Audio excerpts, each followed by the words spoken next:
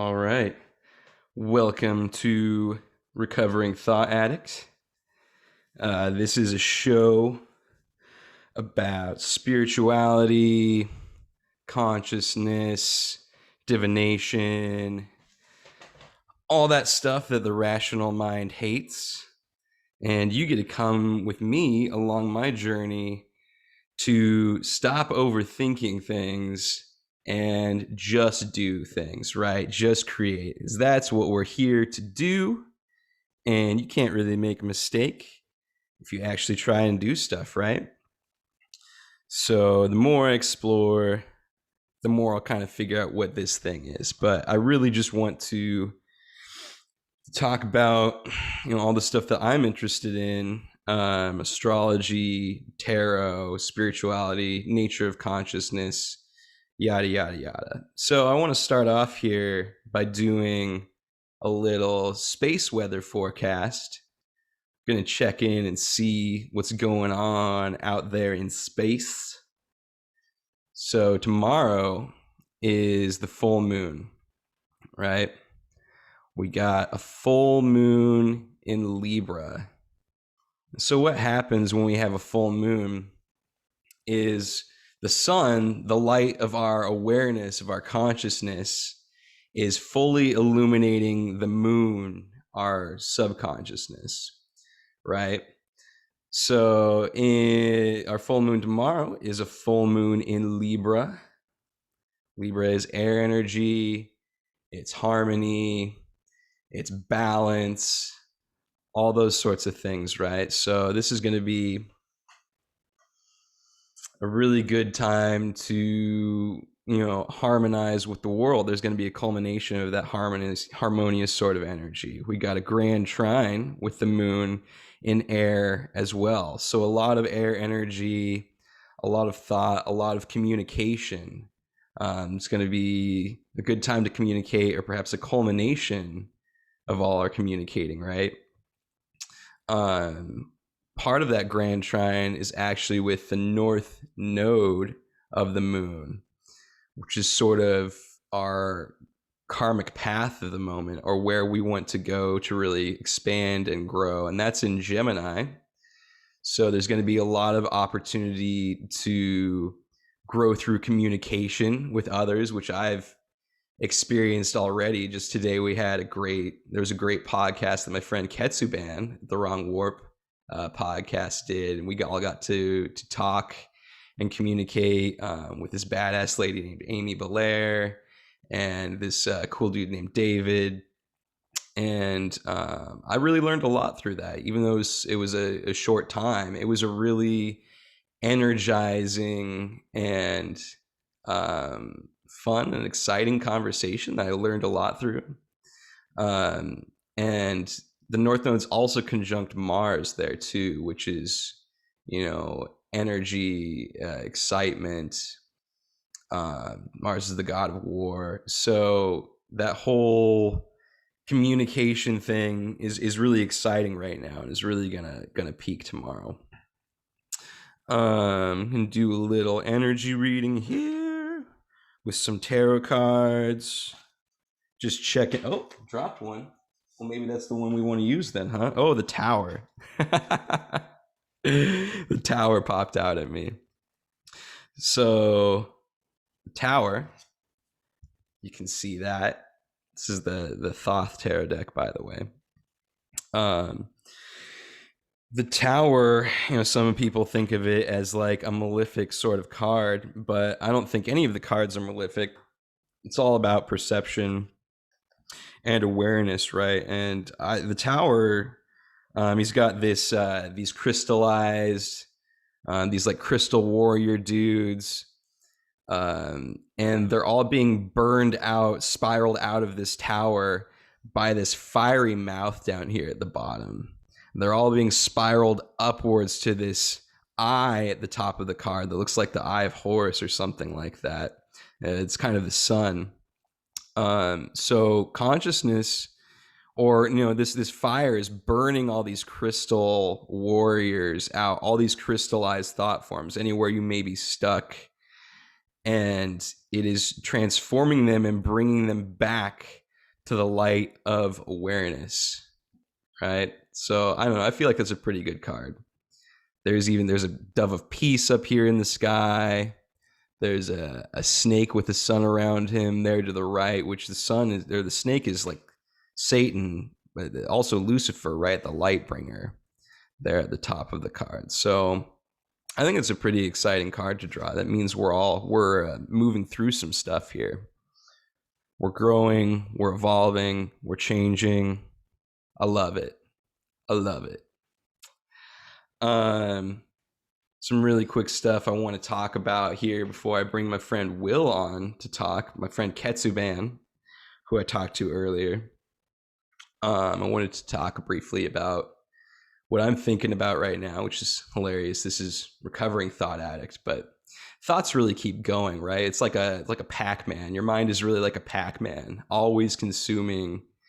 And it's more about allowing that to be free and allowing that to be to move and to not really stick in one spot the whole time. So I think, maybe I'm wrong about this, but what I've learned through meditation is your thoughts never really stop. You just you get to direct them and you get to decrystallize them, break them up, and you get to allow them to move if you don't stick yourself. So the thought addiction thing is really sticking yourself to just one thing, one idea, right? And grinding on that and ruminating on that, and again, causing yourself a lot of suffering through that sticking on it, right? Not just moving on. So what I've been thinking about is symbolism and how symbols really are the most transformative thing, or one of our most transformative tools that we have as human beings. Because a symbol is like, it's an invitation for us to think about things and find epiphany. And that process of like thinking about things and finding these epiphanies really transforms your state of consciousness, right? When you have epiphany, you really feel different. And I think symbols are just an amazing tool for that.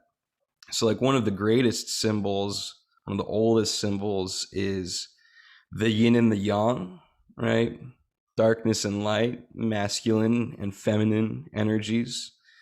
And by that, I don't mean man and woman. I purely just mean an energy, right? One is feminine, one is dark, one is receptive, and the other is masculine and assertive and casting the light on the darkness, right? So, and that is creation, right? When the masculine and the feminine meet in that way, that creates life. So when you're contemplating symbols, the symbol is like this feminine invitation, right? It's this feminine thing. It's not an active thing in and of itself, right? The symbol itself has no actual will or active principle, but you do have action and choice, right? You do have will available to you. So you are the masculine principle, and you as the masculine are casting your light of awareness onto this feminine symbol. And as you do that, you continue to cast your light, you continue to spiral and circle through the symbols. You learn more and more as you unpack all the information that's available there for you. And as far as I can tell, that's an infinite thing, right? That's an infinite thing.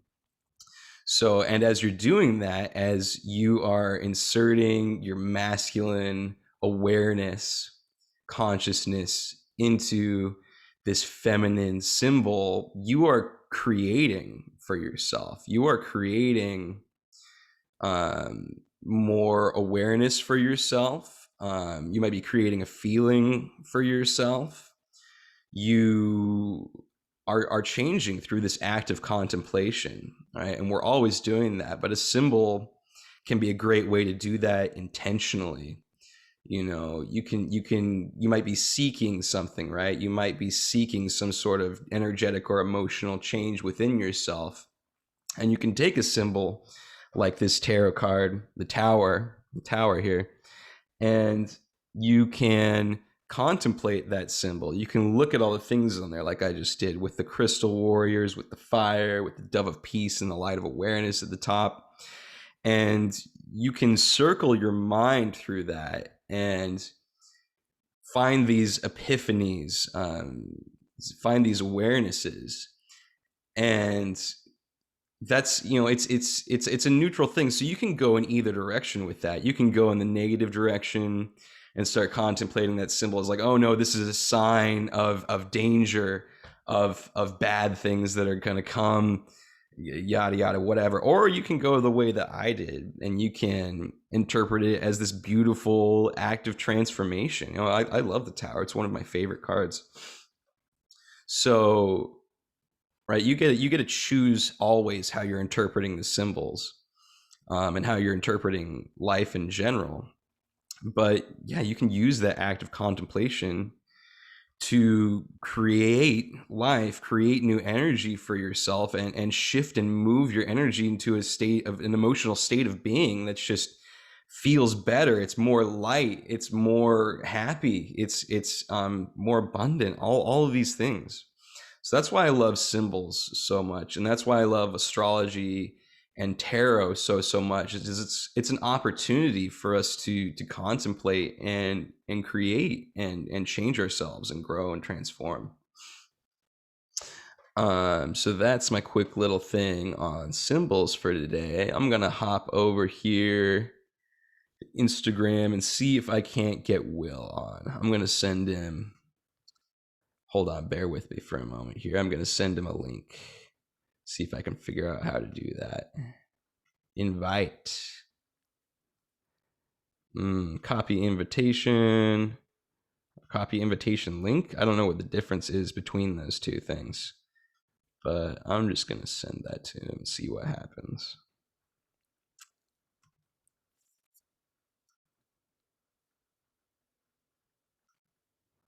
All right, Will, just sent that to you. Let me know if that works, or I guess I'll know if that works if you click on it. I'll send him a text too, just so he knows.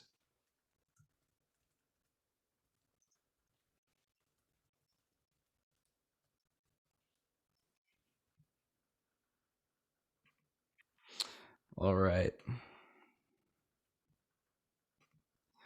So now while we're waiting for Will, I'll just talk a little bit more. Oh, thanks for sharing that video, Will. Talk a little bit more about that tarot card. Oh, there he is. He's coming on.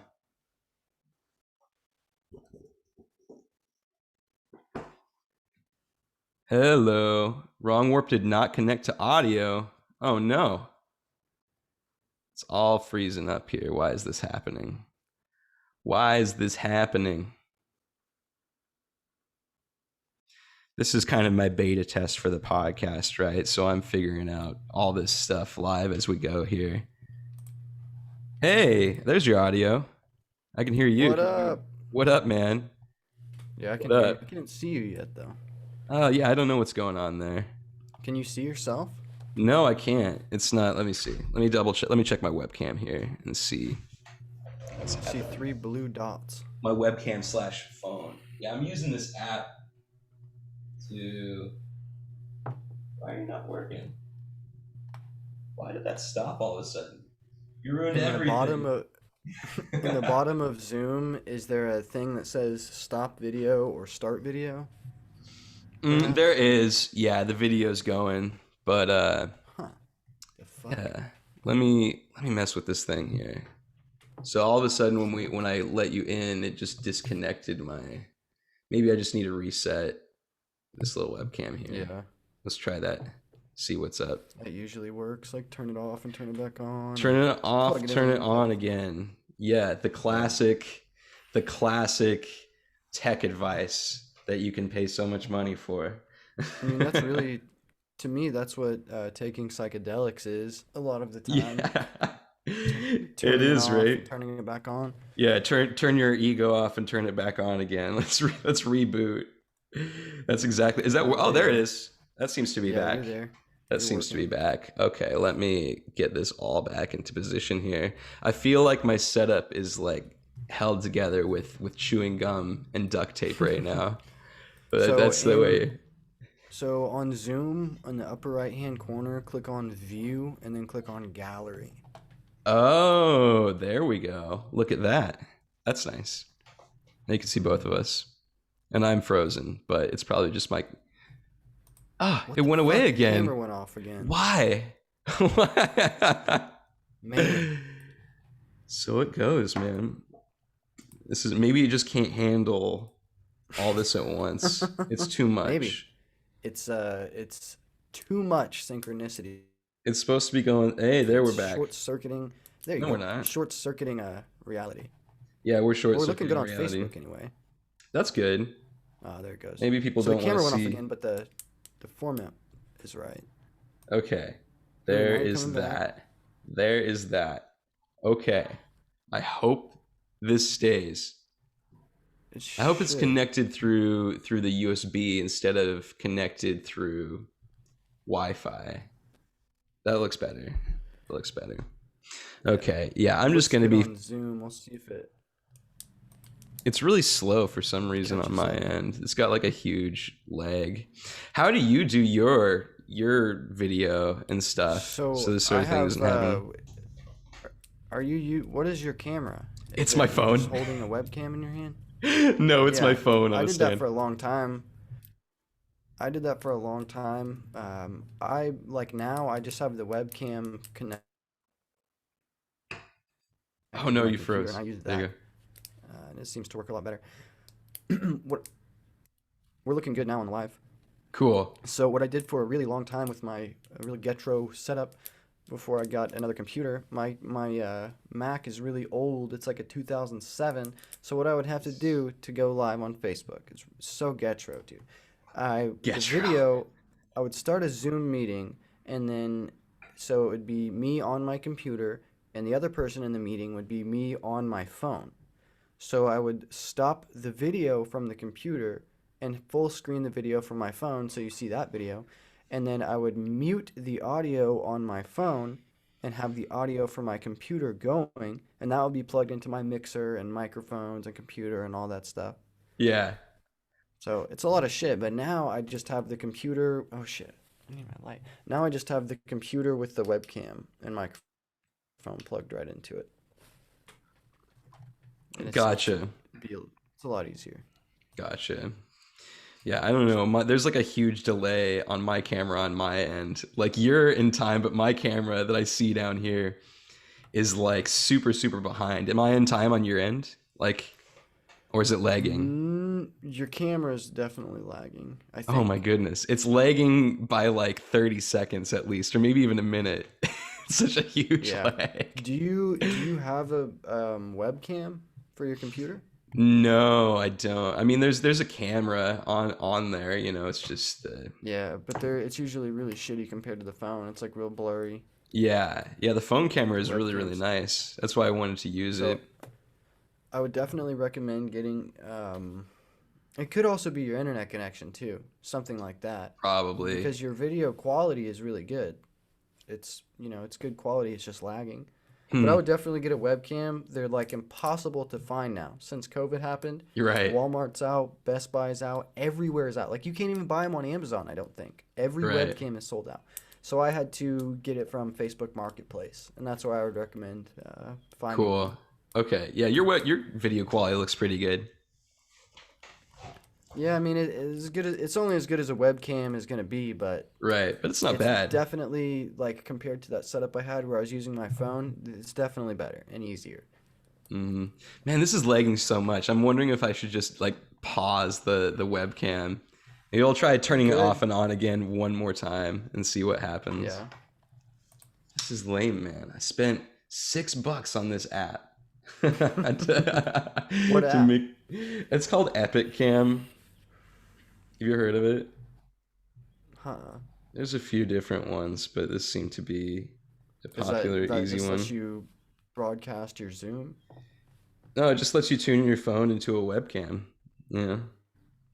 Hmm. So do you pay for like the Zoom premium thing? No, that's so much money. So that's actually what I have to do, and that's how I do it. Is I pay for Zoom Premium, whatever the very first tier is, and it's like Okay. $15 a month. Okay. But when you pay for Zoom Premium from a Zoom meeting, it gives you the option to just broadcast the meeting, and you can go live on Facebook, YouTube, Twitter, whatever, and then you can use Right. like streaming sites like Restream, and it'll broadcast you on many different places at once. But Yeah. yeah, it does suck. It's a bunch of money paying $15 a month, but it's worth it to me to be able to do this. If I was really rolling in the money and I wanted to pay like $30, it would get rid of that stupid little Zoom logo in the bottom corner Right. that I hate Right. so much. Yeah. I So maybe that would lag less if I used that thing. If anyone's maybe it's listening. something to do with your connection, I Yeah. think. Is this better now? This looks better on my end. Yeah, yeah, it Cool. looks Okay. better on This my is end. this is just my uh laptop camera. So it might just Yeah, it's a be lot some better. There might just be some like lag thing happening with that stupid Epic Cam app. I'll have to figure out what was going on there. It should be a USB connection, but my suspicion is that it was going over Wi-Fi instead of the USB connection just by default. So I'll just have to figure out why that was happening or Yeah, whatever. that would make sense. Right. This is like Alex's podcast tutorial is what this episode is. Welcome to Grandpa learns how to podcast. So can Fun. you? I'm trying to figure out how to do it. Can you make it to where I can share the screen? Yeah. Oh yeah, absolutely. I I need to forget how change you the. do it. I've It's done either it on. before. Let's see. I just have to give you permission. So I've got some cool stuff. Permission. I'll show you. Oh, how did I do that before? I can't remember if it was in the share screen menu or the participants menu, but it's one of those, I think. Who can share? Got it. Advanced sharing options. Advanced. That was an advanced Zoom There judo we go. technique right there. There we go. All right, so you're talking about symbols earlier. Can you see my Yeah, screen man. here? Oh hell So you go to. yeah! I need to read this book, man. I'm kind of just getting into Young. Like I've always like peripherally been aware of him and like Googled like internet articles and stuff, but I only have like half read one of his books, and Yeah. it's fucking awesome. But I mean, this book, dude, if you're into the symbols and like what you're just saying, how a symbol mm, is an invitation for something, you would fucking love this book, dude. hell yeah, So let's see. My thing's I love lagging. that mandala or whatever he's got going on there. That's a straight up portal. So let's see. You go to page 108 here. It says above two examples of the hero's betrayal. The biblical hero Samson betrayed by Delilah, maybe Delilah, and Mm. the Persian hero Rustam led into a trap by a man he trusted. I think this is some really Ah, cool like metaphorical shit here. the So betrayal. So he's diving into the symbolism of betrayal. yeah, in the Judas. classic ways. So what? Have I talked to you about the Gospel of Judas? I don't think we talked about it, but I remember you talking about it on your podcast. That old Gnostic gospel is really cool. Dude, it is really cool. The idea that like that's the true test. You have to be known as the guy who betrayed Jesus and fucked him Mm, up and all this other stuff. But he told you in private, like, hey, this is what I want you to do. that's a beautiful metaphor. I like that a lot. That's It's pretty crazy, man. true. It seems to be like the more you just like if you want to cut through stuff and grow and change and transform yourself and become more aware and try to Yeah. like share that awareness, you kind of do look like the betrayer to a lot of people, right? Because you're betraying the common narrative, and Yeah. So we are in a way, yeah, we are we Judas we in are a the way. Judas, right? Yeah, and like it's like so many conversations are almost like a litmus test or like an inquisition or something, and it's not really a conversation. It's just people like throwing their attachments out there and then being like, are you with my attachments? Are you with it? It's not really, Yeah. they don't really want to hear that you think differently. They want to hear that you think the same as them. And if you throw some other stuff out there, you have to be really careful because they're going to get most of the time really threatened and really defensive and feel really betrayed really quickly. If you're like, actually, I don't vibe with that, man. I don't feel that. You're the Yeah, betrayer. people are really uncomfortable with being disagreed with, and I really don't Right. understand that because I like being disagreed with. You know what I mean? That's the Right. nuance of life is having those discussions. But a lot of Right. people, if they find out you don't agree with them, oh, they get fucking pissed. I What does know. this symbol mean to you, though? This what seems to be children sucking the udders of a So that's cow? That's Castor and Pollux, and I think that's a wolf. That's not a Oh, cow. Gemini. That's Gemini. Yeah, Wow. exactly. So those are the twins. They were raised by a wolf. I forget the wolf's Oh, name. so that's like the mother feeding them type of thing. That's Yeah, that's their wolf mother feeding them. Exactly. And those are supposedly in the Roman lore like the founders of Rome, is Castor and Pollux. That's the way their mythos goes. Oh, who is that? That's some That's cool fucking sick, Japanese dude. Yeah, but symbolism. anyway, definitely, yeah. You would love this fucking book, dude. This is terrifying to me. Whoa. Is that Stalin? Yeah, that's scary. I think so. All the That shit is scary gravestones, as all the fuck, dude. crosses. It's Oh interesting. shit, yeah. It's interesting that we put a That is cross fucking. over dead people. We kind of sort of crucify them underneath this cross when they're dead. Have you heard about a cross being like a cross is just an unfolded cube, like the black cube of Saturn? Have you heard of this? Oh, that's an interesting idea. No, I haven't. I haven't heard of that. Because yeah, But that when is you an interesting unfold the idea. cube, it is a cross, like a lowercase t when you unfold the cube. Mm-hmm. That blew my fucking mind, man. That is really mind blowing. That's pretty wild, man. Like the cube is like a box, or is it a cube or just a square? I think it's supposed to be like the black cube of Saturn. So an Ah, actual 3D interesting. cube. It's interesting. I mean, because Yeah. Saturn is boundaries, right? And so if you like unfold those boundaries and you make the cross, that seems like that would be like freeing yourself from the cube of Saturn.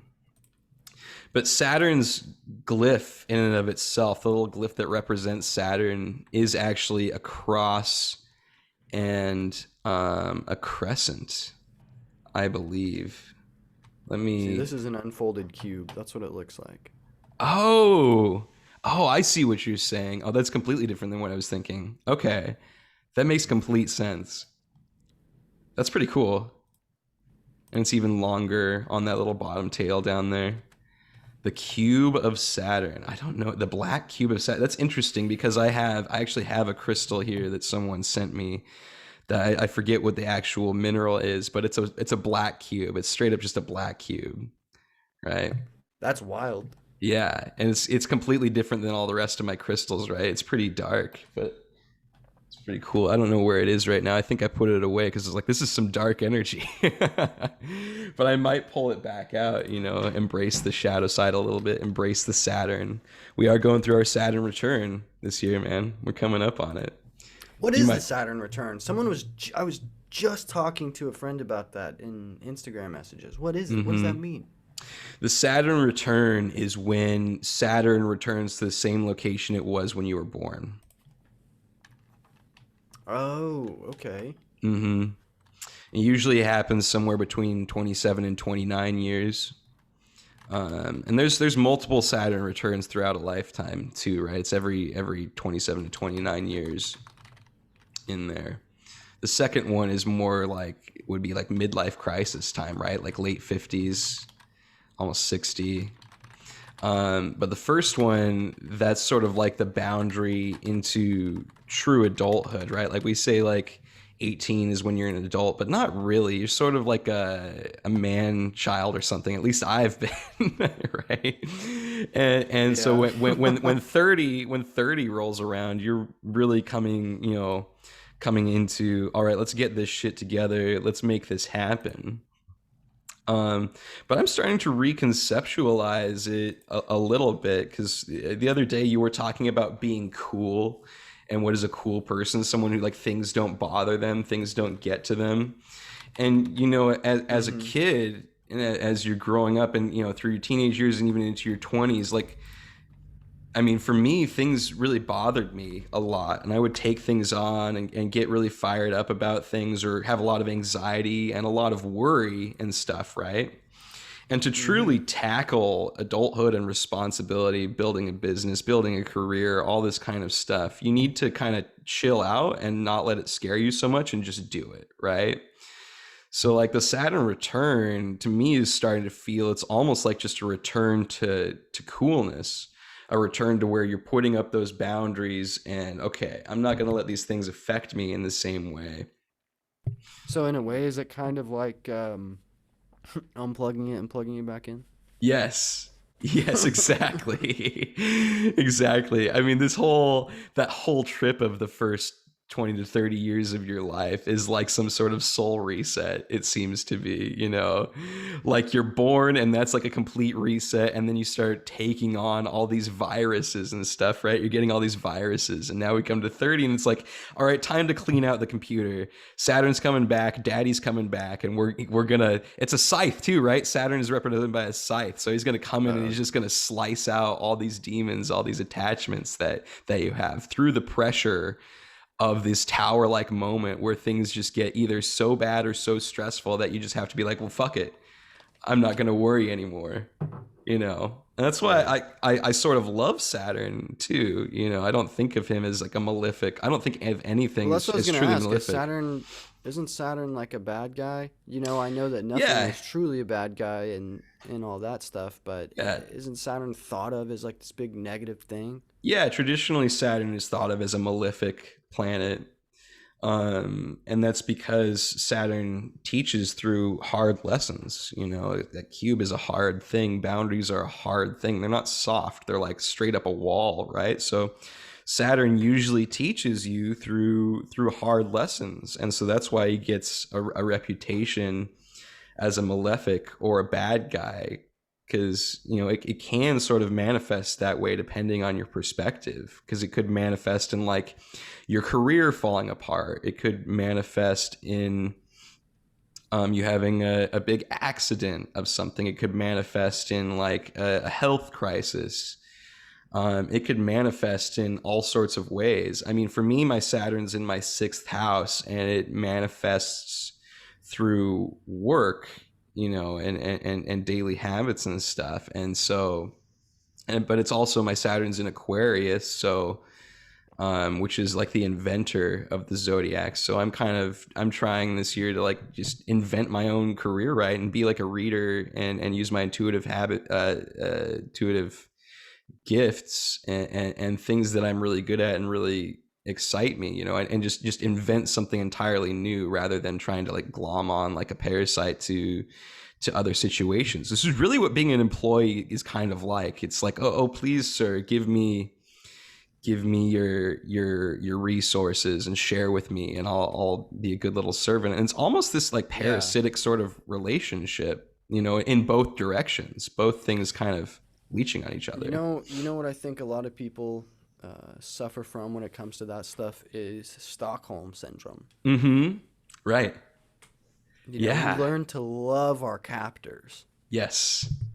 Truly, truly we do. Yeah, we like that's kind of what we're all stuck in here, right? Is a sort of syndrome situation. And that starts early. That's sort of like our relationship with our parents, good or bad, is they are our captors, for the sake of our safety, for the sake of not getting run over by a car, or little things like that, or even just getting food and that sort of stuff. But they are our captors, right? They do keep us in a prison of sorts. They put boundaries, they put Saturnian father like boundaries on our existence out of necessity. Truly, I don't know if you can get away from that. I don't know if you can just let you have a kid. Like, what would happen if you just let him be a complete wild child with no boundaries? You I know? mean, on an infinite timeline, he would die. Right. Right. Right. And so there's that fear of death of the child that all parents have, which I think is a Mm-hmm. natural thing. Cause I mean, I almost killed myself as a child, like climbing up even with all the safety they tried to set for me, there was a TV on top of a dresser. Apparently, dressers are the bane of children everywhere. And I tried to They climb. really are. Yeah, and I tried to climb that dresser, and fell over and almost crushed me to death. And I was only saved by the bed that was behind me that kept me in this little crevice. All the glass from the TV Wow. shattered on me. I had a piece of glass in my forehead that left a scar for a long time. So was it like a big? Did you get like a download of information from that? Like the feeling that you got from that, was it like, "Poof," and then you just knew a bunch of stuff? Ah, not exactly like that. What was downloaded into me at that moment was fear. That was one Like, of oh, the I could get earliest. hurt. Yes, exactly. That was one of the earliest moments of that, like, oh, there are consequences to this reality. If I'm not paying attention and being careful and putting boundaries on my own behavior, like there are consequences. I could die. I could I could kill myself. So the download was fear. The download was mortality. That's when I first faced mortality. Was that moment. That was age 4. Yeah, that's a crazy age to be contemplating that type of stuff. So I think I've had a lot of fear and anxiety throughout my life, probably because of that, probably because of some really early encounters with mortality that not everyone gets, and that might be one of the things that pushed me to be the way I am in a lot of ways. Is just this early encounter with mortality. And I was in a car accident when I was 8 years old, which was another thing. And, I was like stung by a bee, all sorts of like really early consequences, right? Where I was really afraid of a lot of things as a kid. And you can like see pictures of me sometimes where I'm like looking and I'm like, is this right? Am I doing the right thing? Am I okay? Because I was Yeah. always worried of being not okay. Um, Not always worried. I was also like a really fiery, stubborn kid in a lot of ways, too, really willful. But that sort of over time and in certain moments has been like squished down and compressed by the pressure of fear and consequences and stuff. You know. Yeah. I mean, do you think that everybody has a version of that? Oh yeah, absolutely. I don't know if you can exist and not encounter mortality or fear in some way or Yeah. form. Absolutely. Absolutely. Just the degree of intensity and like when it hits, you know. Yeah, I mean it's Um, very necessary in the way that like your pain receptors are necessary. There's some mhm. disease where people are like, it's not that much, but there's some disease where people are born without like nerves, I guess. They can't feel Right. pain and shit like that, Oh, that's and interesting. they have like a mortality rate. I forget whether it's high or low, how you say it, but they die a lot Oh, because hi. they can't feel pain because like say they're sitting there and their legs catch on fire, they don't even know and so they another one of their senses registers that stuff like that, Wow. and because they don't feel pain, it's easy for them to die. So in that way, pain Wow. is like a huge ally of ours. All pain is Yes. a huge ally because pain keeps you alive. Yes. Yes, And I exactly. think when you start to reframe pain like that, it's a good thing. It just becomes a good thing, legitimately. Legitimately. And people don't want to Yes. hear that, and they don't want to talk about it. Like when I talk to people the last few times who had like a really traumatic childhood and things like that, I'll be talking to them and just telling them like, yeah, I know it's tough to hear, but I really do think that we did all of this on purpose. You chose this, and it's all on purpose. The reaction I've got has been like, oh, so you think I chose on purpose for this to happen to me when I was a kid? And the answer is yeah, I do still think you chose that. Mm. But in that moment, I really don't have a good rebuttal to that statement. I don't know what to say other than yeah. And they don't like, no, people don't like to hear that. It's rude because I feel like they feel like I'm discredited, like I'm minimizing their trauma or something. I'm not trying Right. to. I'm just saying, yeah, technically, yeah, I think you did do that on purpose. Right. Well, and you do that, you take away their victimhood narrative, which is something that people really feed on a lot of the time. I know I have.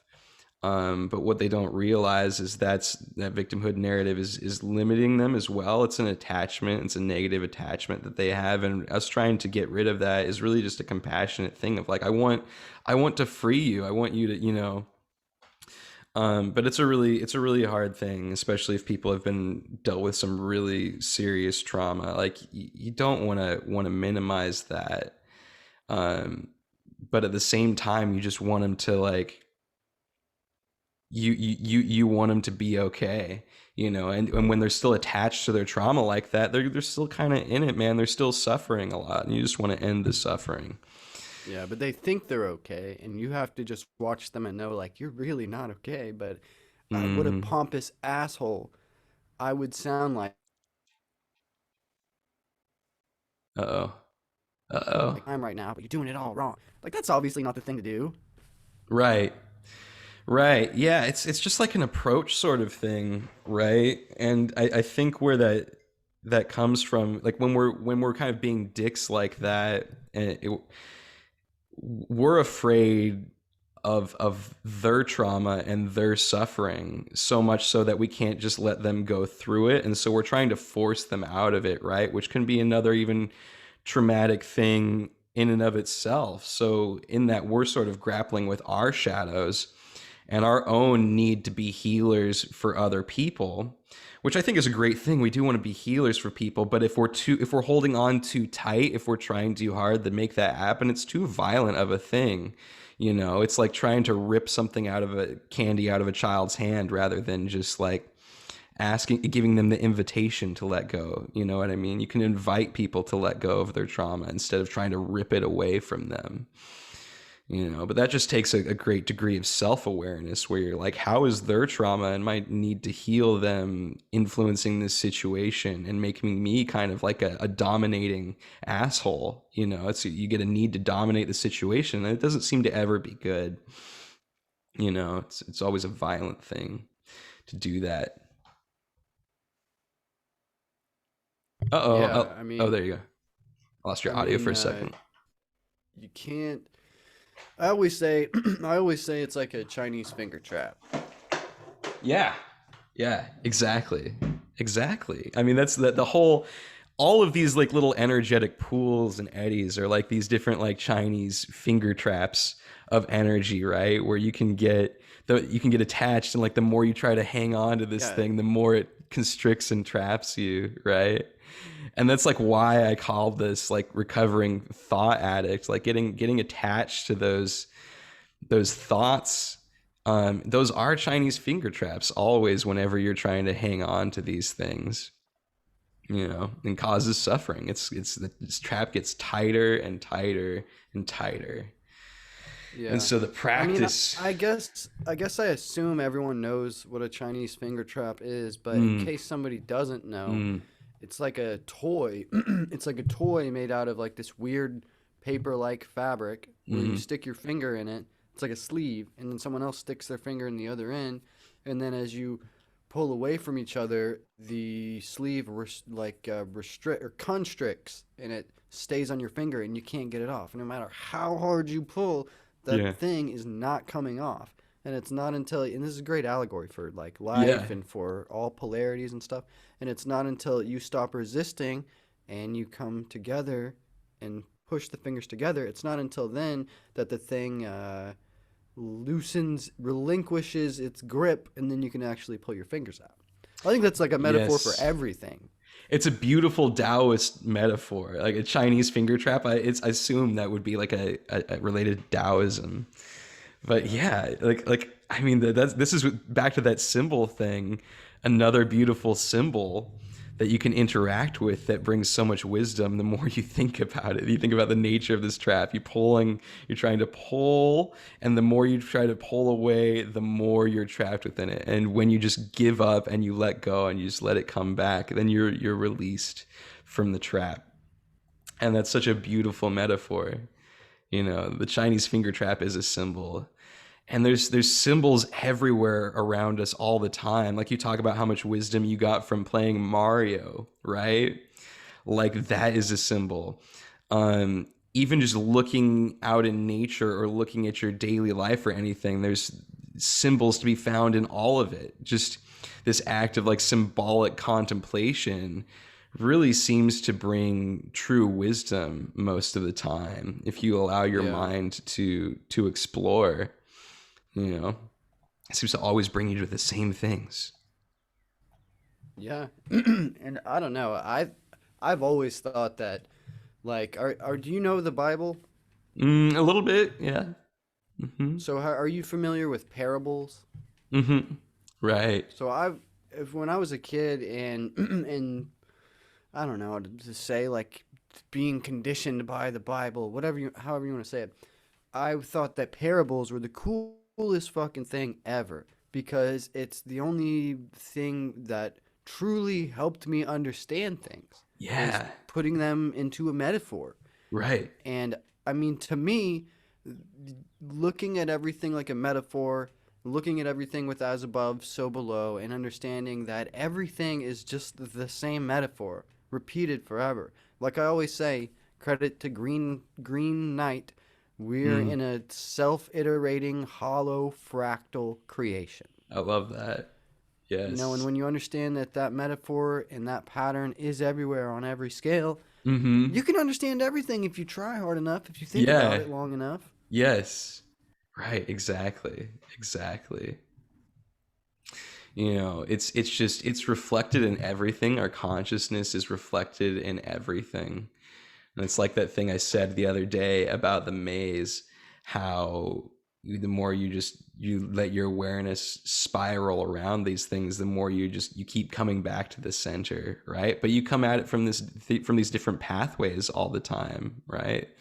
This is another iteration of that many eyes of God thing. It's like every time you contemplate, you come through the maze from a different pathway and you get to the center, but you see another, like if that center is like a sphere, you see another spot on that sphere every time. And the more we do this, the more we're constantly filling in that map of the sphere, you know, Yeah. and we're understanding the same thing over and over again, but we're deepening and enriching our understanding more every time and getting more and more of a grasp of the whole thing, even though it's the same thing and we all get it already. We already know all of this. It's within us at birth, Yeah. but we can keep enriching and enlivening and creating more awareness of the same thing over and over again. And it's beautiful. Yeah, it's like we were I don't know who I was talking to about this today or yesterday or Mm-hmm. and sometime in the past 12 hours. We were talking about how it's about maybe it was Amy earlier. We were Mm. talking about how we're remembering things that we forgot rather than learning anything new. Right. Right. Exactly. And that's kind of what it feels like to a degree, Yeah, right? when you learn something new, it's more like, "Oh yeah," rather than "Wow." Right. And that's like, those are like true wisdom moments, true learning moments, right? It's almost like we learn when we're a kid going through school and stuff. The way we learn what learning is more of just like this, like, indoctrination or programming or whatever. And like, oh, that's learning, right? That's true learning. And it's like another psyop almost or something, you know? Yeah. It's You this know, another false live kind of part of learning. it or another wild part of it is like you can't really understand any of this stuff until you've been tricked Mm-hmm. and until you've been conned, until you've gone through the Stockholm Syndrome, until you've, you know, mustered up the guts to say no to your captors and do your own thing and think for yourself until you Right. go through like this huge, to me it's like this big epic journey, Mm-hmm. you know. And so I look at myself, I think everyone should make friends with themselves, but I look at myself really highly, like, look at what you've overcame. You've been on this huge great journey and still you keep it pushing. Like I think that's another thing that everybody should do more is make friends with themselves and Mm. think good about yourself. How could you not think Yes. good about yourself? We've all been through Oh, some shit. Everybody's been through some heavy yeah. shit. and you made it through and you're here and you're trying to be better, you're trying to do the right thing, how could you not love yourself, man? I Well, know it's because of the trauma, but mm, we got to we got to defeat the trauma. right. We gotta or defeat the trauma. Maybe it's better to say invite it back in.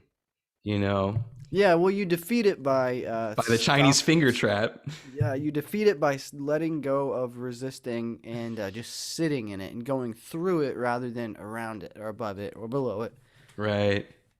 Exactly. And this is another instance of the lessons of Saturn and why Saturn's such a great thing. Because, like you said, you can't know this stuff until you encounter it, until you're tricked, until you're bamboozled, until this trauma happens to you. You really don't get awareness.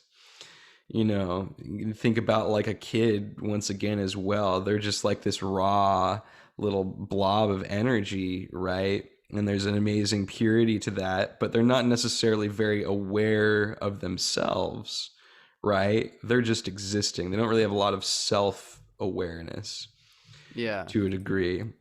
And so as we grow and we learn and we encounter these obstacles and these malefic sort of things, we're sort of forced to gain more self-awareness, or fall into hell essentially, right? Yeah.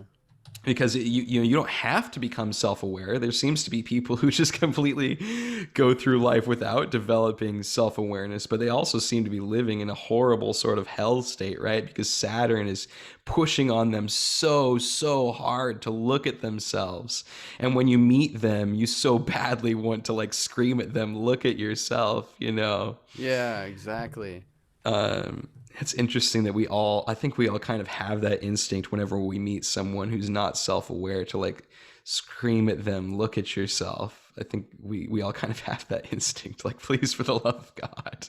Yeah, but and then once you learn that you can't force somebody, into that stuff, Mhm. I don't know, it changes. To me, it almost becomes easier. It's almost just it's like a weight off your shoulders. You Mhm. realize that you're not here to save people, that you can't save anybody. You just have to let them do let them do their thing, but your journey is about you. Right. It's you're doing a thing for you. You're not here to evangelically, is that a word? That's a good word. Save Evangelize. everybody. You're not here to evangelize everybody. You're just here to exist and Mm, do the things that you learn are the right things to do. And then if people right. see you and see it as an example or a parable or a metaphor, then great. Yes. But regardless, that's what you're here for. You're not here to convert other people. That's just running from No. converting yourself to being better. Right. I notice when I have that savior kind of mentality, it's really just me wanting to save myself, wanting to heal Yeah. myself. You know. Yeah, I know. There is also That's a some heavy thing. shit. Yeah, yeah, it is. It is. There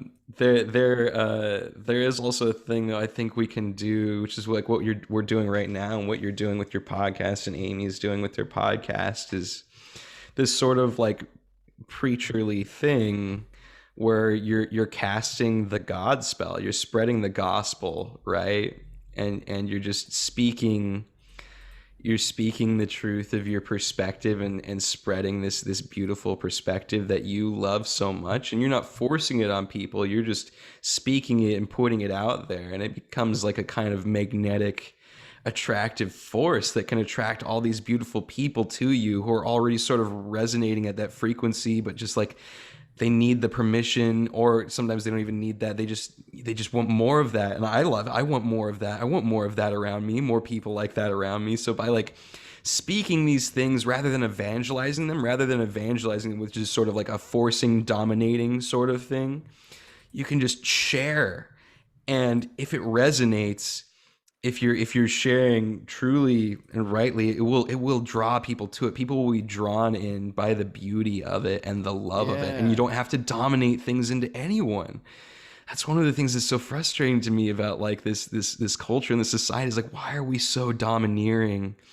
Why are we trying to force things upon children? Why can't we just share things with them, you know, and let them choose what they really love? Why is it so dominating, you know? Yeah. Um I don't know. That's the question rattling has been rattling my mind my whole life, really, since my first encounter with school and society, the structure of societies. Is like, why is it this way? Why is it so dominating? Is it just that they're really afraid of us and they're afraid of the potential chaos of humanity?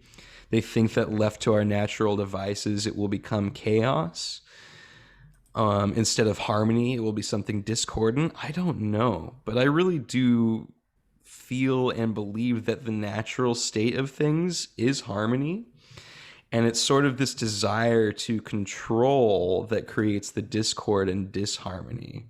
You know, think about the Cain and Abel thing. The first time violence was committed came out of this fear and this jealousy sort of thing, right? Rather than just letting things be harmonious as they are, Yeah, you and that know? again is your Chinese finger trap. That's just let Mm-hmm. go. That's the lesson over and over and over every fucking time is let go.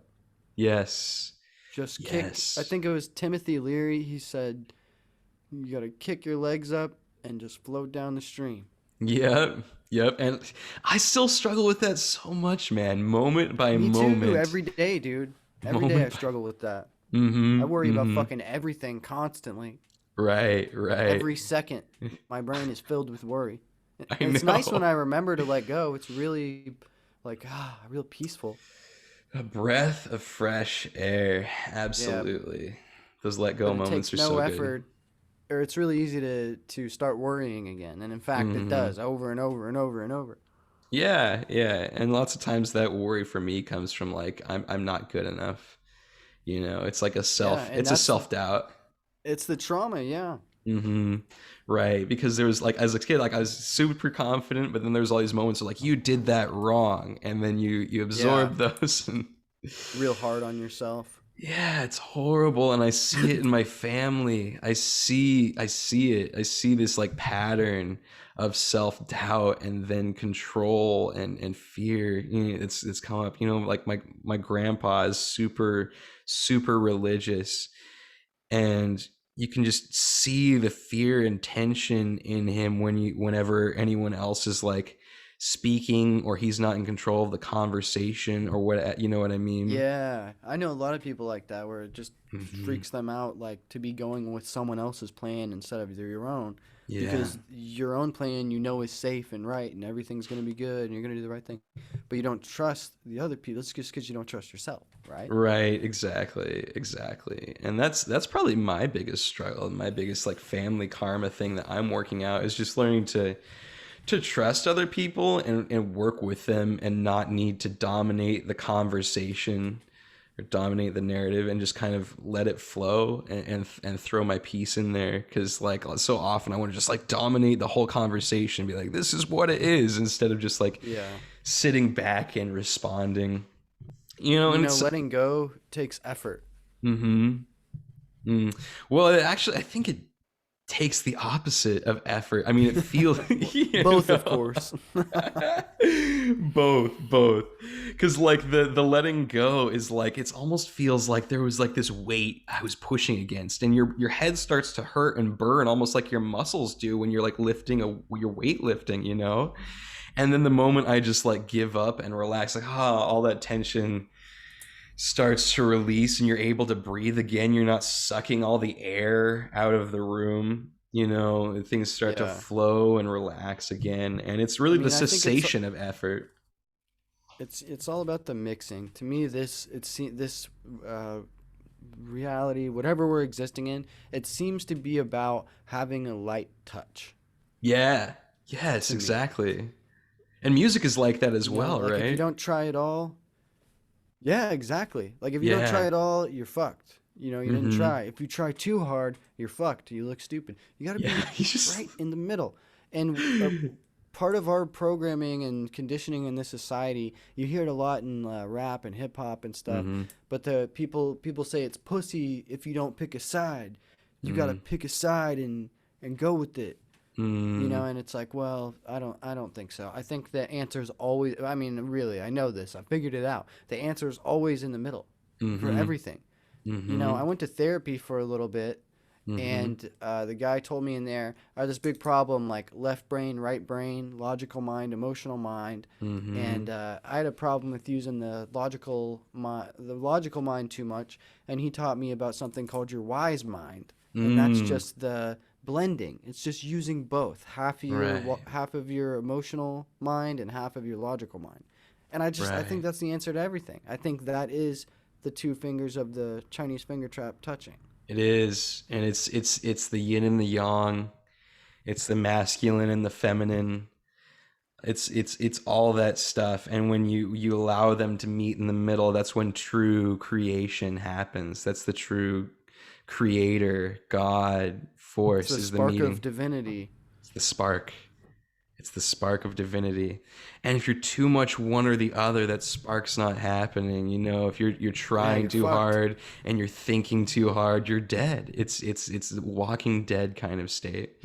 And Yeah, if you're you're cooked. too emotional with no rationality whatsoever, you're just this chaotic, raging sort of thing with no actual intentional direction, right? And it is the meeting of those two things that really sparks true creation and true consciousness, and just builds that fire, man. Builds that fire. Yeah, It's I like, mean and I that's I love music so much because it's such a clear metaphor for me. I mean, everything is a clear metaphor, but music is like the nuances of it come out so much, yeah. in I trying learned a to. lot about like a great allegory is when like with percussion when you're Mm-hmm. learning dynamics Mm-hmm. and percussion and Mm-hmm.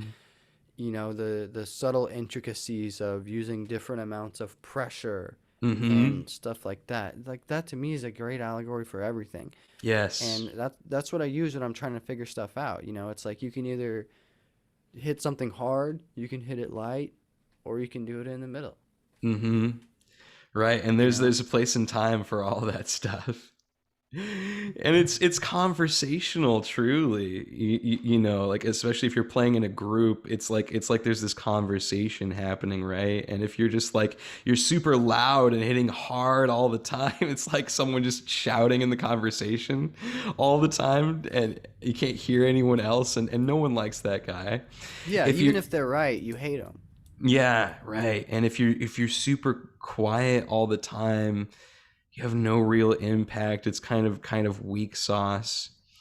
But if Yeah, you're like dynamic, there's all these peaks and valleys, and there's this excitement, and you hit at the right moment, and it creates this spiral upwards of energy that kind of works everyone into a frenzy, and really gets that energy going. And I think for me, that's what I'm really trying to do in life, is figure out like how can we do that more and just keep spiraling upwards and pushing that energy. That's the whole thing yeah, for me. yeah, for sure. I mean, it's definitely what we're here to do. You Yeah, know, it's the we're best. we're definitely on the right path, and I think that we're all reflections of each other and Mm-hmm. all that stuff. And Mm. for however long we walked around in doubt and all that stuff, but now that we're building this community and stuff like this, and Mm. you and I and several others are talking about this stuff openly all the time, it's like, okay, so really through that's it's the eyes of God, and it's we slash you slash I slash us, whatever, starting to trust ourselves. Right. Right. Starting to I trust think ourselves. We're I think make that that's what it is. Yes, yes it is. We're starting to like improvise this new song almost, you know, where we're trying to like just cast this spell of of this like harmonic communication or something that we can like share with people and draw more people into this swirl, this spiral of energy, right? And create excitement through epiphany and through sharing ideas. Like that conversation with Amy and David was so great, right? And we had these two completely different songs, these two completely, I mean, not completely, but different styles of people, right? They Mm-hmm. had very different energies, but it was, we were meeting and we were making this beautiful song together that felt so good to be a part of, you know? Yeah, like we looked at what we disagreed on, thought it was Mm-hmm. fascinating, and then Yeah. we focused on what we agreed on, and we tried to find a common ground to agree on. That's like Right. if everyone did that, we'd all be pretty good. Right. Maybe, you know, but Right. I think that's the thing you got to do. That's the lesson.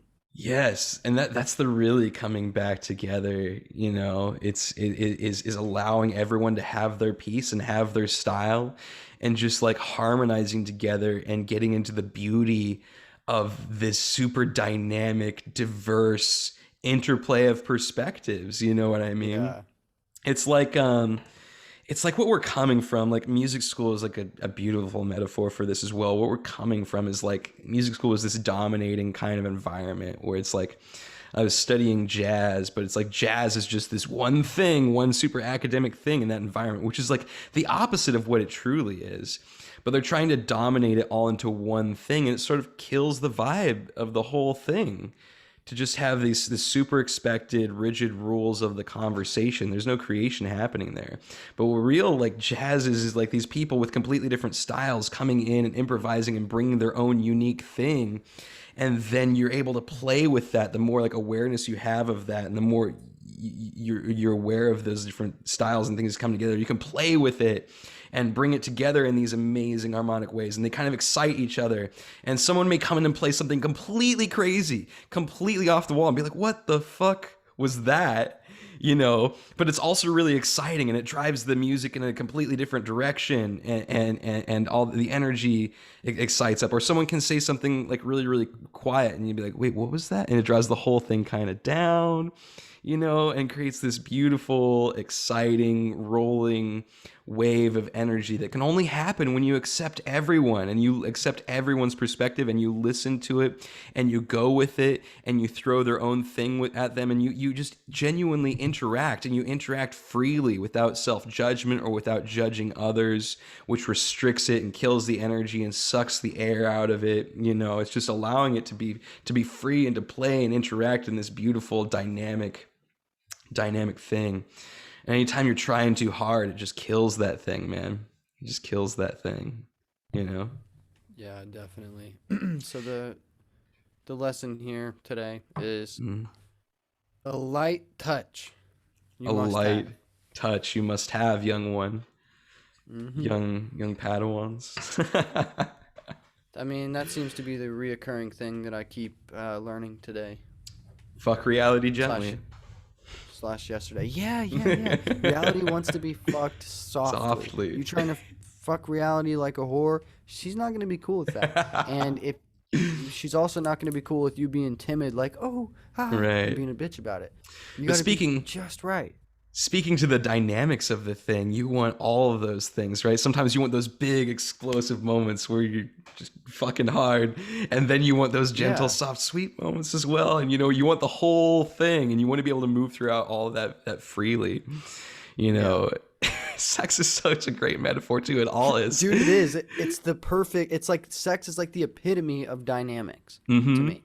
You Yes. know, Yes, exactly. but it's like people think that they're gonna find happiness. They think that with spiritual stuff, they think they're gonna wake up or something, and they're gonna figure it out and learn a big Mm. lesson, and then they're just gonna be able to be happy.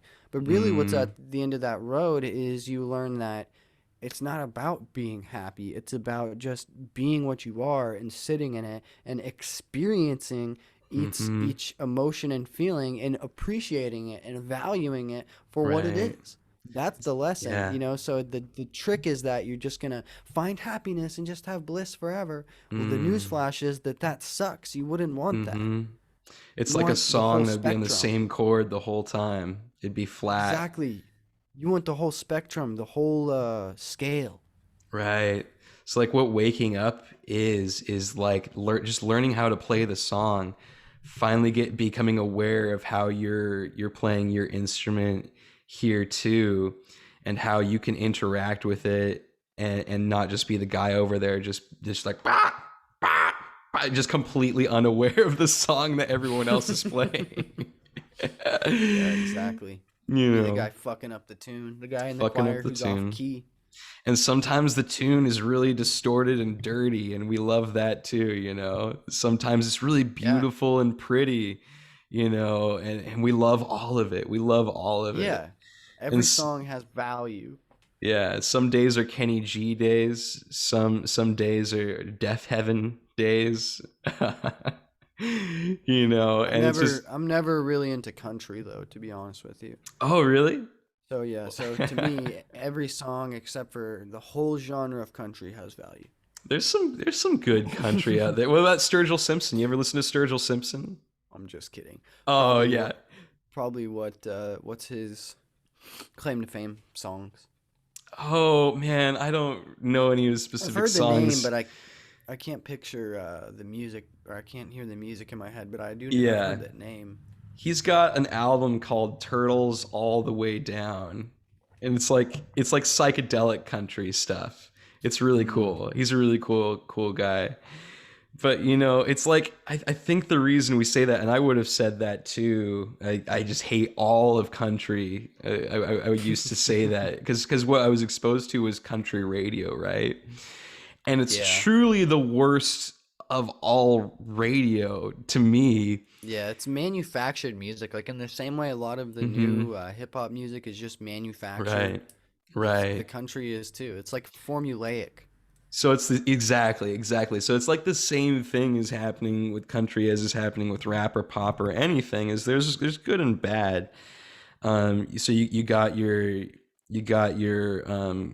Garth Brooks, and you got your Sturgill Simpson. You got your I don't know what's a hip hop Yeah. guy right now, and then you got your like Uh, Kendrick I mean, Lamar's. it's just like that fake version of everything. With Right. everything. There's tarot. There's astrology. Yeah. There's a fake, shitty Oh version yeah. of everything, and then there's the real version under that veil. Kind of like David was talking about Hmm. earlier on the Wrong Warp about like Earth, like there being a beautiful Earth thing, and then we're just in this shitty fake version of Earth right now. Right, right. And you can just feel the fakeness dripping off of everything, right? Yeah, I don't know dude, this about you, seems but like it seems so like hazy and dreamlike, and obviously a fucking shitty simulated thing to me. Just that's how I feel.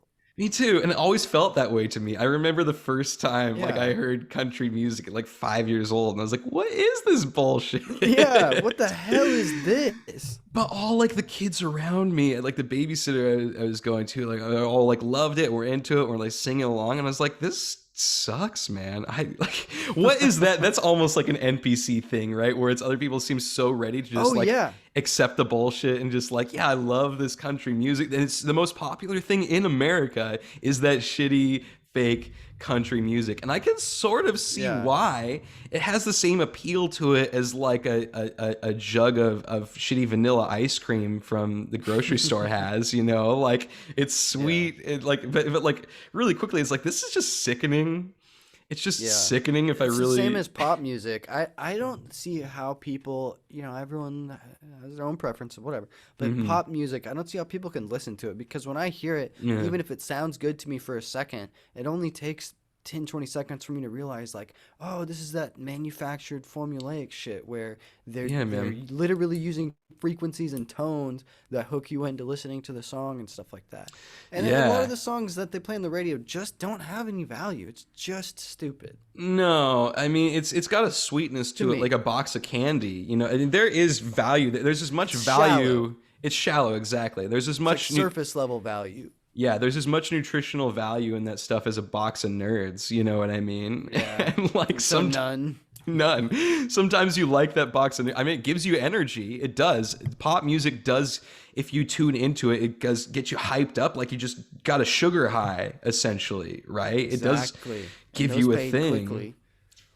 Right, and then you crash, and all sorts of stuff. And there's just not a lot there, but I do love pop music too. Like I got like I do. There is something I love. I love sweetness. I love sugar to a Well, it's degree, all about how you but frame it too. right, If you can listen to it and listen to it through the lens or the mm-hmm, ear lens, I guess, of yeah, appreciating it for what it is and right, valuing it in your own way. right, I think that's what we're all here to do.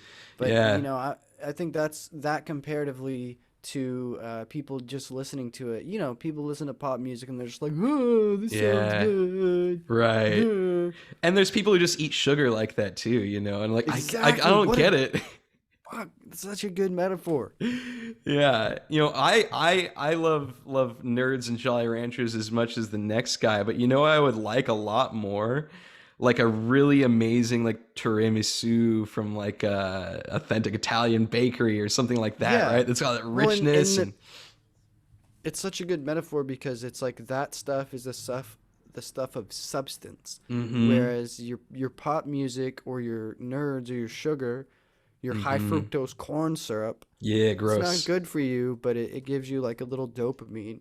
And then the Yeah, music of sustenance, of substance, and the food of substance actually mm-hmm. nourishes you and Right. gives you energy that you need. Right, exactly. Nourishes you, increases your life force like long term. Like it sticks with you. You'll keep hearing that stuff in your head. It doesn't just flash in and out. It's something like you keep reflecting on, like that amazing cake you had one time, or that amazing meal, or whatever. Yeah. You just keep going But we back live to in a that. place that wants to sell you sugar I don't at I don't every know turn. why. I don't know why. Like, why did we Well, it's do because it this? keeps you stupid. It keeps you in that loop. The same on the big scale with the souls and everything. It just Right. keeps you in that stupid loop of dur, dur, dur. Here's what it is to me: the sugar and all that stuff, music, sugar. Whatever. It's Mm-hmm. just like shampoo. If Yeah. you never wash your hair, it's gonna be gross for a couple weeks, and then it's gonna be normal, and you Mm-hmm. don't need to wash it that much. But when you use shampoo and conditioner every day, like I do, you Mm-hmm. need shampoo and conditioner. If I Right. go one day without washing my hair, it looks disgusting. It's all greasy and shit. Right. You know, to me, it's like that. You get hooked on the sugar, then it's just like drugs. Then it is a drug. Right. Then you need the sugar, and you have to keep going back to it. But if you Right. sustain from it long enough to break the habit or whatever, then you don't need it at Mm-hmm. all. Yeah, and I mean, even like, there's nothing really wrong with the greasiness or looking greasy. It's just like other people judge you when you're looking kind of greasy, right? Like, oh, that's gross. Clean it up, Yeah. man. But like a Yeah. lot Well, of I like, judge other people. right, and we judge other people too, right? And like, it's like, oh, that's not classy. And there, Yeah. there's a certain degree of class we seem to like. Keep bumping my microphone, but uh, like a lot of the great artists throughout time have been greasy, dirty motherfuckers. You know what I mean? True. And that's even True. like a word we use for like music a lot of time. Like, ooh, that's greasy, like that funk, like, Yeah. it's a greasy funk beat. So like, it truly just adds dynamic and texture and stuff. And anytime we're like, I feel gross, we're just kind of judging it, you know what I mean? And it's just, once again, another perspective thing, when we can be okay with being a little dirty.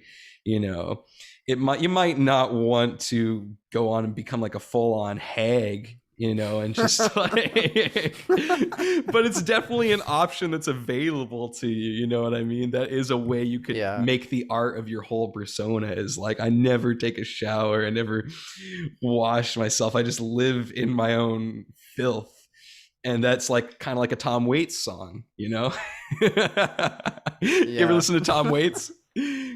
Not really. Oh man, he's super greasy and low and gritty. Mm, He's real smoked cigarettes gruff. and drink whiskey. Yeah, and it's a cool vibe, and just as like the witch in the woods can be kind of a cool vibe too, or just like this creepy old hag casting spells, and it's all it's all a vibe, man.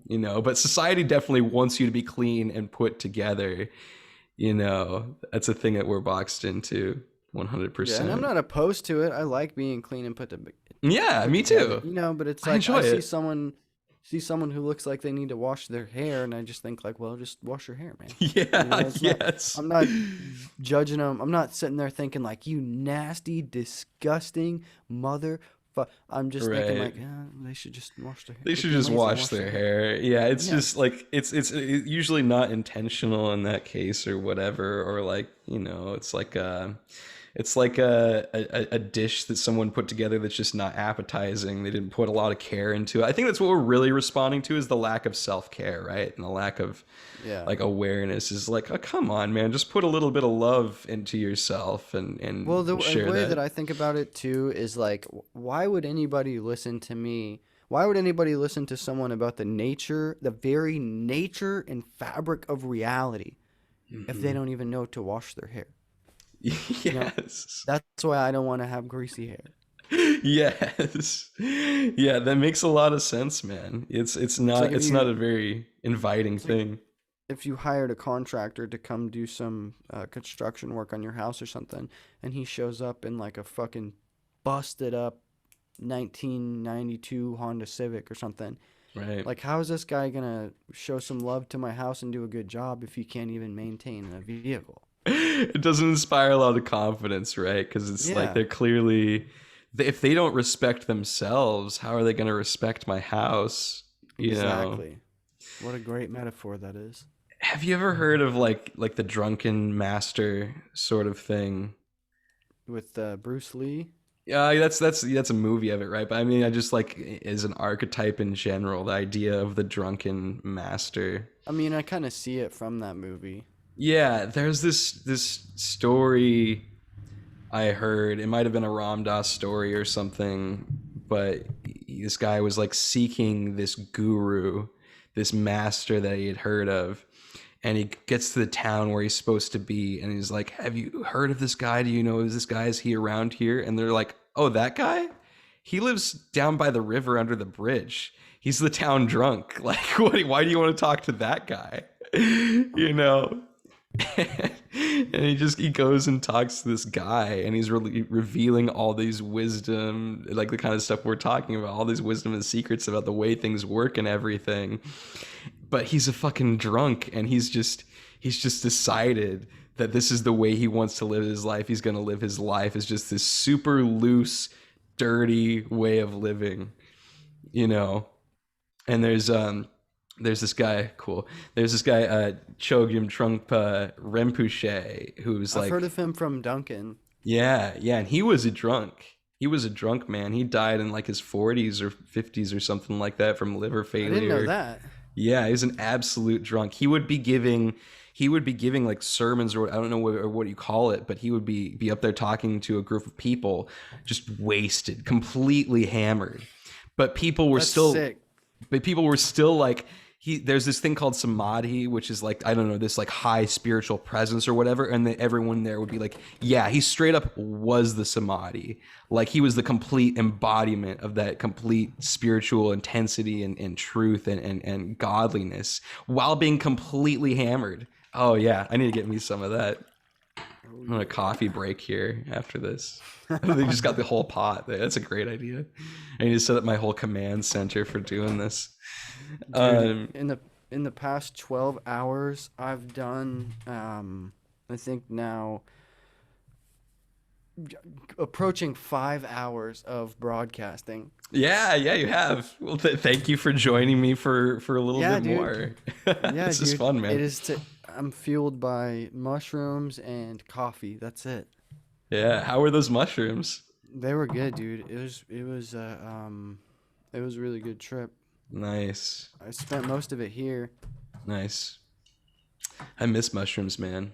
I would love to get some more of those guys. I've only done them a few times. I didn't do Man, mushrooms until this last year, oh until like really? September of last year. Yeah. What Hmm. about LSD?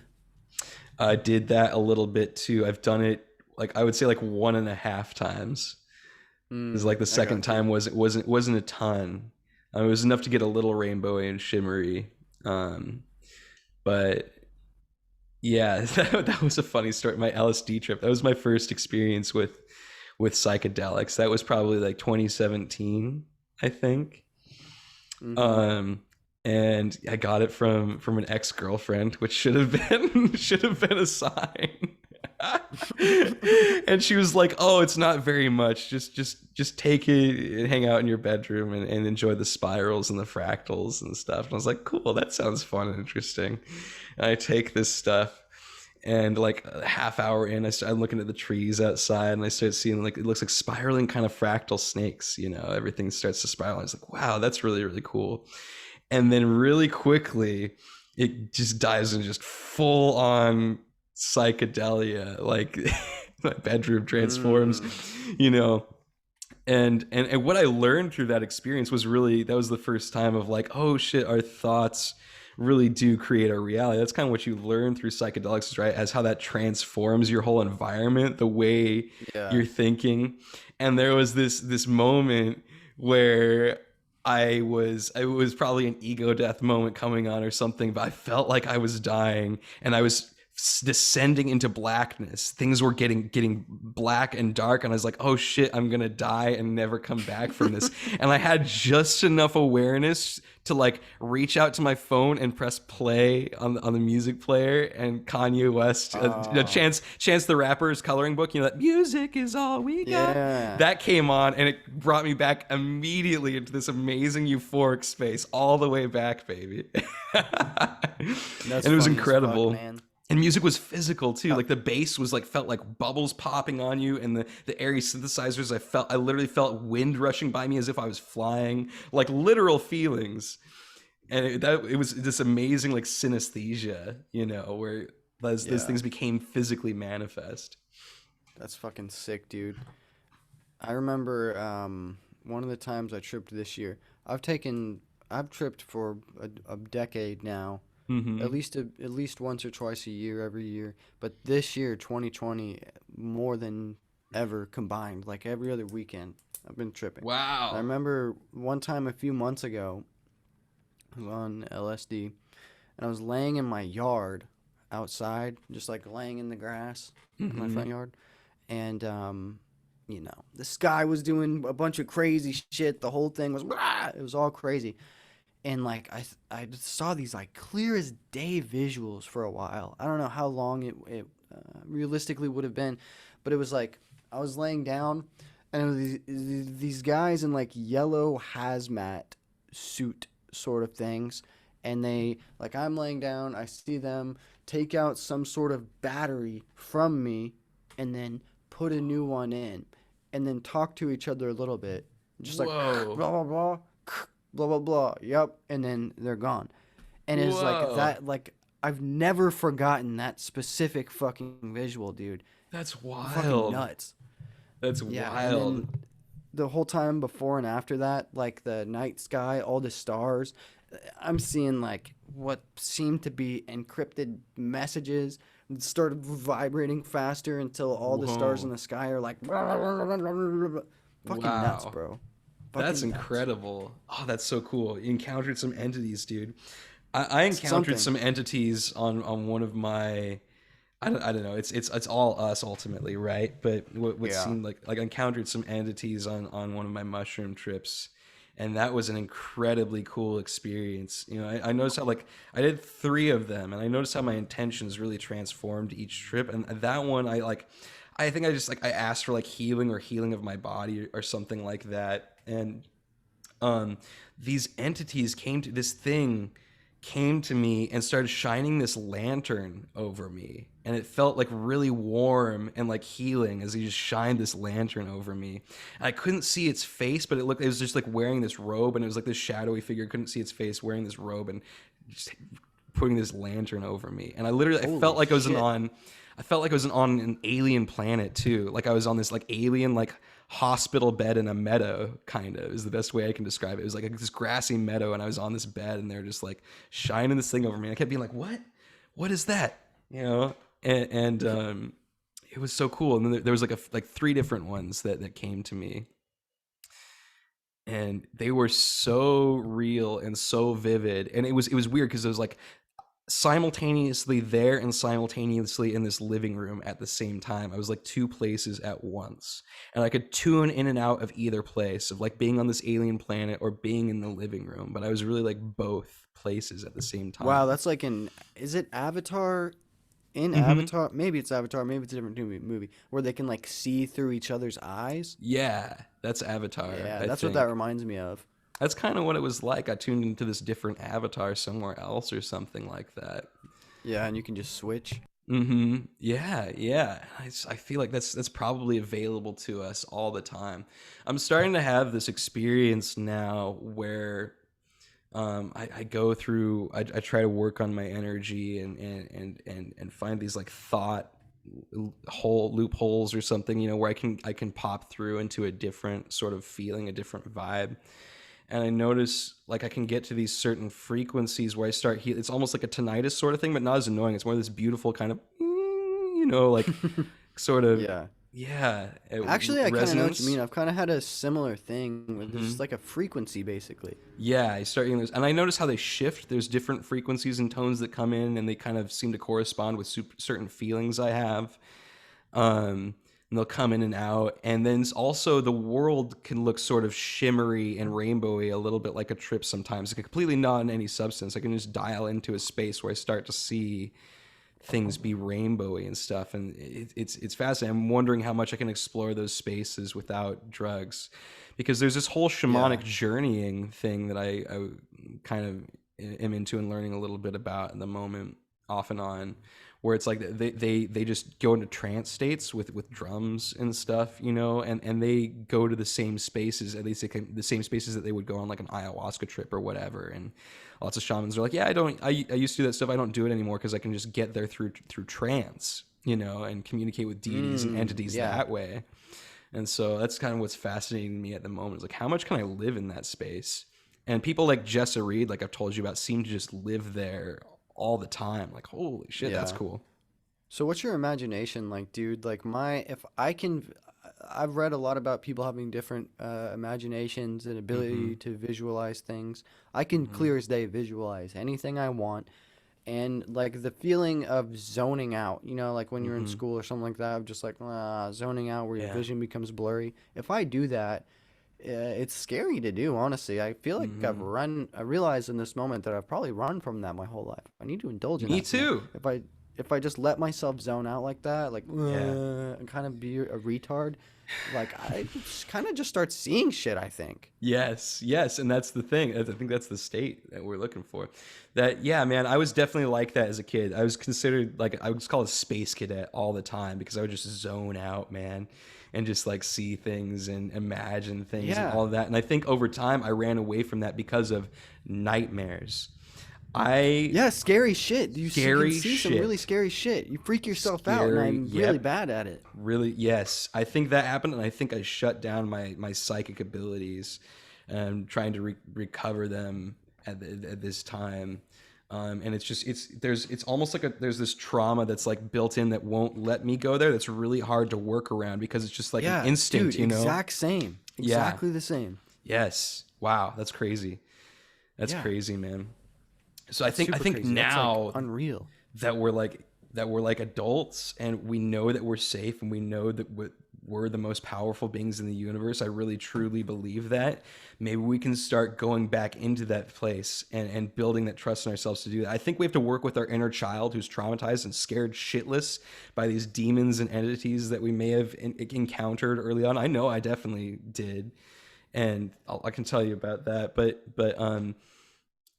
the I think we need to slowly coax that child and be like, hey, dude, it's okay. We're safe now. I can protect you. I know that we can deal with whatever scary shit we run across. And the more that you build that trust with that thing inside of you, the more we can start to pull it out. But it's not something we can just all of a sudden be like, okay, I'm cool now. I think we literally have to, Yeah. like a traumatized puppy, we have to work with that thing and train it to let go and be okay.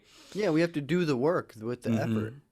Yeah, exactly, exactly. And just the work is just loving yourself and coaxing it and being gently working on it, rather than like, let's Nazi it out, it won't work. Having that light touch. That light, gentle fucking. Oh, that's terrible to say when we're talking about our inner childs. Never mind. Back up, retreat. But yeah, exactly, man. Yeah, when I was a kid, I had terrible nightmares that were so vivid, and I would wake up from the nightmares, and I would still be seeing the nightmare in front of my face. It was the worst thing ever. I would wake up, I would run into my parents' bedroom, I'd still be in front of my face, like, go away, leave me alone, get away, and it wouldn't. Eyes open, eyes closed, whatever. It's just this thing there in front of my eyes that would not go away, and it was terrifying. I think that those sorts of experiences sort of shut that third eye thing down because it was terrifying. I remember one time when I was a kid, probably like 6th grade, my parents had bought these CDs of the Bible, just a guy reading the Bible, and we would play it when we slept in the living room on speakers. And I remember one night that I was playing, I got up to go to the bathroom or something. And I had to go through the living room to go to the bathroom. And I remember seeing clear as day, it seemed like a ghost. It seemed like a statue of an angel, but it was a statue, but it was also transparent, kind of translucent in a way. And it had wings, like it was an angel looking thing. Yeah. Like the archetypal angel. And there was a podium in front of it, and it had the Bible on the podium, and it was reading. The voice coming out of the speakers reading the Bible, this thing was reading that thing. And I don't know what that means or what it ever meant, but I remember that experience clear as day. I remember seeing that. And it scared the fuck out of me, obviously. Also, one other thing that happened, and my wife can verify this because I had her verify it instantly in that moment. We lived at a different house, and we were just sitting there one day, and I was, I think, playing video games or something, and she's just sitting over on the couch, and just in my living room, a drop of water, bloosh, splash, landed on my cheek, right? Whoa. And I'm like, what the fuck? And then I feel it, and I'm like, what the fuck is this? And, I'm looking up at the ceiling, like, something's leaking. No, there's nothing there. It's dry outside. And I just walk right over to her, and I'm like, feel my cheek right here. And she feels it, and is like, is that water? And she's like, yeah, it's water. And I'm like, well, where the fuck did it come from? And she's like, I don't know. And then we could never figure it out, man. I Googled it a little bit in that moment, and I saw some shit about, like, oh, you have a dark cloud following you. I don't think I buy into that. But nonetheless, those two experiences are, like, the most supernatural things that I've ever experienced, man. I don't know what the fuck they mean. That's a good question. I think at this point, I think they mean that there's these different dimensional layers of reality, right? It's like seeing through the veil. It's one of those veil moments. That's something that Jessa talks about a lot. I think those things are real, or as real as we want to make them. That water droplet thing, I've had that too happen to me. It's something that happens to me on occasion still, where it's just like a water droplet comes at me. I'm like, where did this come from? Like I've just always dismissed it because I'm just like, oh, whatever. It's like, dude, freaked me the fuck out. I still no clue what the fuck to make of this. That's interesting. Maybe it's angels' tears, man. You don't know. What was going on in that moment? What were you feeling before the drop happened? Nothing, like just watching TV or something. Just watching TV. Like, significant emotions or anything. That's or so playing interesting. A video game. It could be so many things. Stupid. Something trying to get your attention in some way, man. I mean, maybe that, the butterfly effect or whatever. Maybe that led me in the right direction or something like that. But I'll never forget that. Or maybe it was just a little alien just being like, I'm gonna fuck with this guy. Maybe. Who knows? Well, it could be me as the trickster fucking with myself. Yeah, man. Yeah. All right, man. Cool. Well, that was a really fun conversation. Yeah, absolutely. Yeah. We'll definitely do it again sometime. We'll get into those interdimensional deities. That's kind of the next frontier for me, is like exploring those abilities and trying to get through that plane of awareness, and open that back up again. That's my current pursuit. So that'll be fun to dive into. I'm hearing that frequency right now. Oh, actually, shit. as we were talking, that frequency was dialing up, and things are a little. They got the shimmer going on, as I call it. Yeah, yeah, cool. All right, man. I'll talk to you later. All right. All right, man. If anybody's listening, check out my podcast, The Yeah. Wrong Warp. I've had Alex on there. Join the Wrong Warp group on Facebook. You can see a lot more of Alex on there, actually, too, in the after shows, secret shows, and stuff like that. Like I said earlier, I've done, let's see, I want to see how long we've been going. An hour and 40 minutes. Perfect. So for 5 hours, right at the 5 hour, I've Hell yeah. in the past 12 or 13 hours, I've now broadcasted for 5 hours. What a So champ. if you enjoyed this conversation, join that Facebook group, and you can, and the story continues. But yeah, dude, I think your podcast is gonna go really good. How could it not with the name like Recovering Thought Addict? It's Yes. fucking Hell yeah. sick, dude. Thank you for pointing Fucking that sick. name out to me, man, and sharing that Yeah, with dude. me. So, It's great. but It's all right, great. man. Thank you for having me on. Absolutely. Yeah. Thank you for being on, man. Always. Talk to you again We'll see soon, ya. brother. Bye. Bye. That was Ketsuban. He's awesome. Yeah, definitely go check out his stuff if you're listening. Still learning this, still getting to like, oh yeah, he actually, he should share his podcast and the things that he does, right? So just like, all right, see you later. Bye bye. Time to plug my own stuff. This is Recovering Thought Addict, my new podcast. I'm gonna keep posting these. I'll make a schedule for it soon. I'm not sure how often or when I'm gonna be doing them.